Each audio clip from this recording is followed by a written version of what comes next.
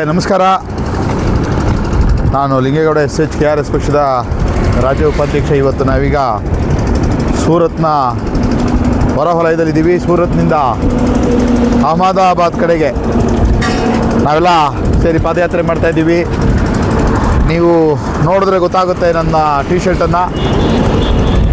Save woman ಅಂತ ಅನ್ನುವಂಥ ಒಂದು ಆಗ್ರಹವನ್ನು ಇಟ್ಕೊಂಡು ಮೂಸಾ ಶರೀಫ್ ಅವರು ನೌಫುಲ್ ಮತ್ತು ಬಾಲಕೃಷ್ಣ, ಹಾಗೆ ಇದರೆಲ್ಲ ಪಾದಯಾತ್ರೆಯ ಹಿಂದಿನ ಒಂದು ಚಾಲಕ ಶಕ್ತಿಯಾಗಿ ನಮ್ಮ ಪ್ರವೀಣ್ ಪೆರೇರಾ, ನಾವಿಷ್ಟು ಜನ ಇದ್ದೀವಿ. ನಮ್ಮ ವಾಹನ ಮುಂದೆ ಇದೆ. ಮೂಸಾ ಶರೀಫ್ ಅವರು ಮತ್ತು ಈ ತಂಡ ಪ್ರವೀಣ್ ಅವರ ಹಿನ್ನೆಲೆಯ ಬೆಂಬಲದೊಂದಿಗೆ ಮಂಗಳೂರಿನಿಂದ ದೆಹಲಿವರೆಗೆ ಒಂದು ಪಾದಯಾತ್ರೆಯನ್ನು ಹಮ್ಮಿಕೊಂಡು ನೇರವಾಗಿ ಪ್ರಧಾನಮಂತ್ರಿಗಳಿಗೇ ಒಂದು ಆಗ್ರಹ ಪತ್ರವನ್ನು ಕೊಡಬೇಕು ಅನ್ನುವಂಥ ಉದ್ದೇಶ ಇಟ್ಕೊಂಡು ಪಾದಯಾತ್ರೆ ಮಾಡ್ತಾ ಇದ್ದಾರೆ. ನಿಮಗೆ ಗೊತ್ತಿರುವ ಹಾಗೆ ಇಡೀ ದೇಶದಾದ್ಯಂತ ಅತ್ಯಾಚಾರಗಳಾಗ್ತಾ ಇರೋದನ್ನು ನಾವು ಗಮನಿಸಿದ್ದೀವಿ. ಅಂದರೆ ಒಂದು ರೀತಿಯಲ್ಲಿ ಅತ್ಯಾಚಾರ ವ್ಯಾಪಕ ಆಗಿಬಿಟ್ಟಿದೆ. ಇದಕ್ಕೆ ಕಾರಣ ಕಾನೂನಿನ ಭಯ ಇಲ್ಲದ ಕಾಮುಕರುಗಳು ನಾವೇನನ್ನಾದರೂ ಮಾಡಿ ದಕ್ಕಿಸ್ಕೊಳ್ಬೋದು ಅನ್ನುವಂಥ ಒಂದು ಹುಂಬುತನದ ಕಾರಣಕ್ಕಾಗಿ ಹೆಣ್ಣು ಮಕ್ಕಳುಗಳನ್ನು ಸಿಕ್ಕ ಕಡೆ ರೇಪ್ ಮಾಡುವಂಥದ್ದು ನಡೀತಾ ಇದೆ. ಇದೆಲ್ಲ ಕೊನೆಗಾಣೋದಕ್ಕೆ ರಾಜ್ಯ ಸರ್ಕಾರಗಳು ಮತ್ತು ಕೇಂದ್ರ ಸರ್ಕಾರಗಳು ಈ ಅತ್ಯಾಚಾರ ಪ್ರಕರಣಗಳನ್ನು ಸರಿಯಾದ ರೀತಿಯಲ್ಲಿ ತನಿಖೆಗೊಳಪಡಿಸಬೇಕು. ಮತ್ತು ನ್ಯಾಯಾಲಯಗಳಲ್ಲಿ ಕಾಲಮಿತಿಯನ್ನು ಹಾಕ್ಕೊಂಡು 1 ತಿಂಗಳು 2 ತಿಂಗಳು 3 ತಿಂಗಳ ಒಳಗಡೆ ಒಂದು ಫಾಸ್ಟ್ ಟ್ರ್ಯಾಕ್ ಕೋರ್ಟ್ ಅಂತ ನಾವು ಕರಿತೀವಿ, ಆ ರೀತಿಯಲ್ಲಿ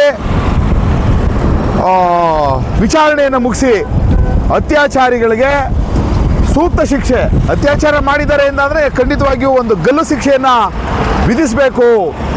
ಹಾಗಾಗಿ ಅತ್ಯಾಚಾರ ಮಾಡೋದಕ್ಕೆ ಮುಂದಾಗುವಂಥವರು ಭಯ ಪಡಬೇಕು. ಆ ಥರದ ಒಂದು ವಾತಾವರಣವನ್ನು ನಿರ್ಮಿಸಬೇಕು ಅನ್ನುವಂಥ ಆಗ್ರಹವನ್ನು ಮಾಡೋದಕ್ಕೆ ದೆಹಲಿ ಕಡೆಗೆ ನಮ್ಮ ಸ್ನೇಹಿತರು ನಡ್ಕೊಂಡು ಹೋಗ್ತಾ ಇದ್ದಾರೆ. ನೋಡಿದ್ವಿ ಈಗ ನಿರ್ಭಯ ಅತ್ಯಾಚಾರ ಪ್ರಕರಣ ದೆಹಲಿನಲ್ಲಿ ಆದಂಥ ಸಂದರ್ಭದಲ್ಲಿ ಇಡೀ ದೇಶಾದ್ಯಂತ ಒಂದು ದೊಡ್ಡ ಕೂಗೆದ್ದೇಳ್ತು. ಆ ಕಾರಣಕ್ಕೆ ನಿರ್ಭಯ ನಿಯಮಾವಳಿಗಳು ಅಂತಲೇ ಮಾಡಿ ಈ ಬಸ್ಗಳಲ್ಲಿ ಅಲಾರಂ ಕೊಡುವಂಥದ್ದು, ಅವರಿಗೆ ಎಲ್ಲಿ ಏನಾದರೂ ಹೆಚ್ಚು ಕಡಿಮೆ ಆಯಿತು ಅಂತಂದರೆ ಅದನ್ನು ಗಮನಕ್ಕೆ ತರೋದಕ್ಕೆ ಬೇಕಾಗಿರುವಂಥ ಎಲ್ಲ ಮಾನದಂಡಗಳನ್ನು ಕ್ರಮಗಳನ್ನು ಅನುಸರಿಸೋದಕ್ಕೆ ಬೇಕಾಗಿರುವಂಥದ್ದೆಲ್ಲ ಮಾಡಿದ್ದೀವಿ ಸರ್ಕಾರ ಅಂತ ಹೇಳ್ತಾ ಇದ್ರೂ ಕೂಡ ಅತ್ಯಾಚಾರಗಳು ನಡೀತಾನೇ ಇದ್ದಾವೆ. ಯಾಕೆಂದರೆ ಸರ್ಕಾರಗಳು ಕೇವಲ ಜನಗಳ ಕಣ್ಣೊರೆಸುವಂಥ ಕೆಲಸವನ್ನು ಮಾಡೋದು ಅಷ್ಟೇ ಅಲ್ಲ, ನಿಜವಾಗಿಯೂ ಅತ್ಯಾಚಾರಿಗಳನ್ನು ಶಿಕ್ಷೆಗೊಳಪಡಿಸ್ತೀವಿ ನಾವು.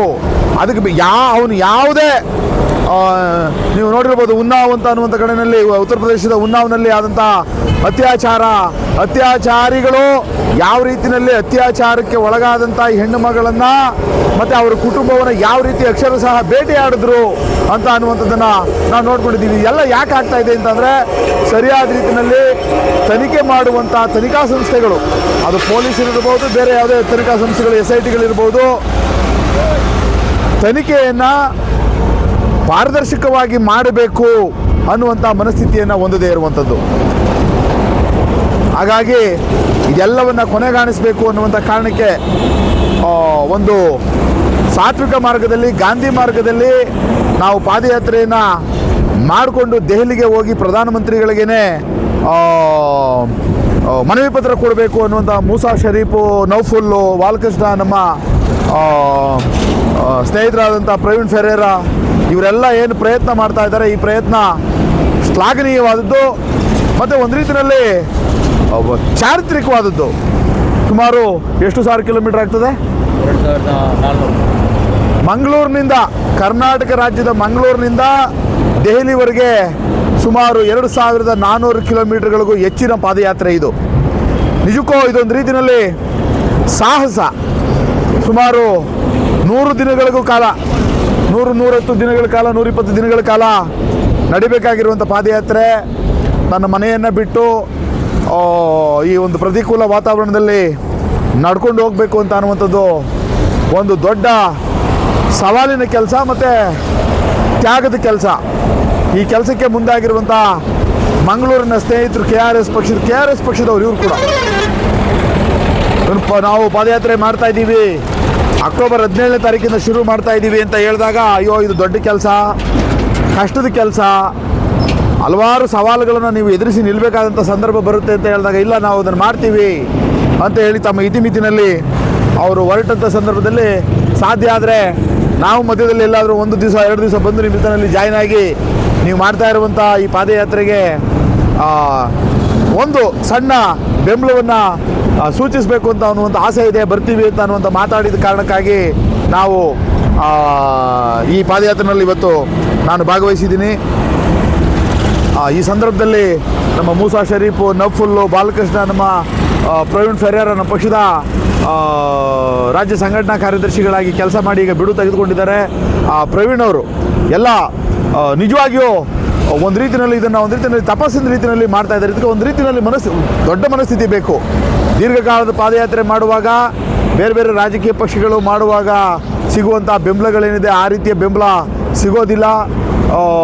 ಜನ ಕಡಿಮೆ ಇರ್ತೀವಿ, ಅನಾರೋಗ್ಯ ಪೀಡಿತರಾಗ್ತೀವಿ, ಬೇರೆ ಬೇರೆ ಆಹಾರ ಸಮಸ್ಯೆ ಬರುತ್ತೆ, ವಸತಿ ಸಮಸ್ಯೆ ಬರುತ್ತೆ. ಇಂಥ ಎಲ್ಲ ಸಮಸ್ಯೆಗಳ ಒತ್ತಡವನ್ನು ಸಹಿಸಿಕೊಂಡು ಮತ್ತೆ ಇನ್ನೂ ಸಾವಿರಾರು ಕಿಲೋಮೀಟರ್ ದೂರ ಇದೆ ಅಂತ ಅನ್ನುವಾಗ ಒಂದು ರೀತಿಯಲ್ಲಿ ಆತಂಕ, ಈ ಥರದ ಭಾವನೆಗಳೆಲ್ಲ ಮೂಡ್ತದೆ. ಅದೆಲ್ಲವನ್ನು ಮೆಟ್ಟಿ ನಿಂತು ನಡ್ಕೊಂಡು ಬರೋದು ಸುಲಭದ ವಿಚಾರ ಅಲ್ಲ. ಹಾಗಾಗಿ ಖಂಡಿತವಾಗಿಯೂ ಈ ಮೂಸಾ ಶರೀಫು, ನಫುಲ್ಲು ಇವರೆಲ್ಲ ಮಾಡ್ತಾ ಇರುವಂಥ ಈ ಪಾದಯಾತ್ರೆ ಏನಿದೆ, ಈ ಪಾದಯಾತ್ರೆ ಖಂಡಿತವಾಗಿಯೂ ಇವರಿಗೆ ಒಂದು ಅದ್ಭುತವಾದಂಥ ಶಕ್ತಿಯನ್ನು, ಒಳನೋಟವನ್ನು, ಒಂದು ಸಮಸ್ಯೆಯನ್ನು ಗ್ರಹಿಸೋದಕ್ಕೆ ಬೇಕಾಗಿರುವಂಥ ಮನಸ್ಥಿತಿಯನ್ನು ಖಂಡಿತವಾಗಿ ಕೊಟ್ಟು ಈ ದೇಶದ ಸಮಸ್ಯೆಗಳೇನಿದ್ದಾವೆ, ಈ ದೇಶದಲ್ಲಿನ ಸಮಾಜವನ್ನು ಒಂದು ರೀತಿಯಲ್ಲಿ ಕಿತ್ತು ತಂತಾ ಇರುವಂಥ ಹಲವಾರು ಸಮಸ್ಯೆಗಳೇನಿದ್ದಾವೆ, ಈ ಸಮಸ್ಯೆಗಳನ್ನು ಅರ್ಥ ಮಾಡ್ಕೊಳ್ಳೋದಕ್ಕೆ ಮತ್ತು ಇದಕ್ಕೆ ಯಾವುದು ಪರಿಹಾರ ಅನ್ನುವಂಥ ನಿಟ್ಟಿನಲ್ಲಿ ಯೋಚನೆ ಮಾಡೋದಕ್ಕೆ ಬೇಕಾಗಿರುವಂಥ ಒಂದು ತಾರ್ಕಿಕತೆ ಕೂಡ ಖಂಡಿತವಾಗಿ ಈ ಪಾದಯಾತ್ರೆಯಿಂದ ಇವರಿಗೆ ದಕ್ಕುತ್ತೆ ಅಂತ ಅನ್ನುವಂಥದ್ದು ಹಲವಾರು ಪಾದಯಾತ್ರೆಗಳನ್ನು ಮಾಡಿರೋ ನನಗೆ ಅರ್ಥ ಆಗಿದೆ. ಹಾಗಾಗಿ ನಾನು ಇವರನ್ನು ಈ ಸಂದರ್ಭದಲ್ಲಿ ತುಂಬ ಪ್ರೀತಿಯಿಂದ, ಅಭಿಮಾನದಿಂದ, ನಿಜವಾಗಿಯೂ ಅವ್ರು ಮಾಡ್ತಾ ಇರುವಂಥ ಕೆಲಸಕ್ಕೆ ಅಭಿಮಾನದಿಂದ ಅವರೆಲ್ಲರನ್ನ ಆಲಂಗಿಸ್ಕೊಳ್ತಾ ನಾವು ಈ ಪಾದಯಾತ್ರೆ ಯಶಸ್ಸಾಗಲಿ, ಇದನ್ನು ರಾಜ್ಯದಾದ್ಯಂತ ಜನ ಗಮನಿಸ್ತಾ ಇರುವಂಥ ಜನ ಇದನ್ನು